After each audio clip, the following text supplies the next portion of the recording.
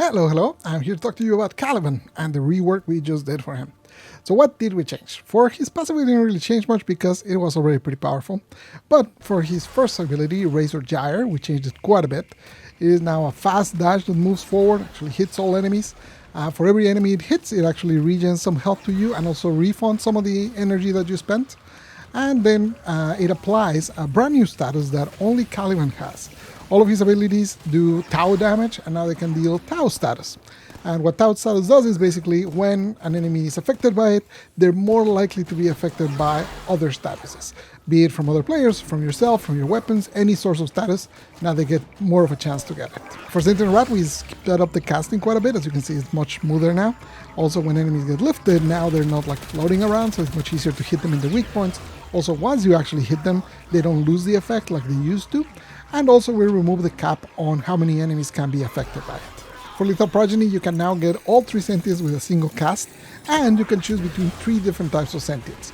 The Conquilist is the one that you're familiar with, that attacks on melee, has the highest damage, and will also copy your 4th attack.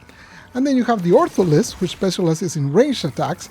They will actually set up as turrets and spread a lot of Tau status around the field. And then you have the Summonist, who specializes in summoning a bunch of different sentients that will pull aggro from enemies and give you extra shield protection for you and your allies. For Fusion Strike, we sped up the cast, we also make you invulnerable during it.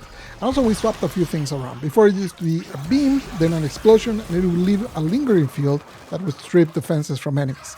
That didn't really work out great because you had already dealt the damage and then you stripped the defenses. So now we flipped it. As the beam is coming in, every hit from the beam is what strips the defenses. We also made it so now the beam can hit multiple times as it's passing by, so the damage is increased. Also the base damage of itself is increased. And finally, any enemy that's hit by it gets tagged and then explodes afterwards. So there's quite a bit more damage going on there. Hope you're excited for Caliban. He will be free for the first 2 weeks of the update, so be sure to log in.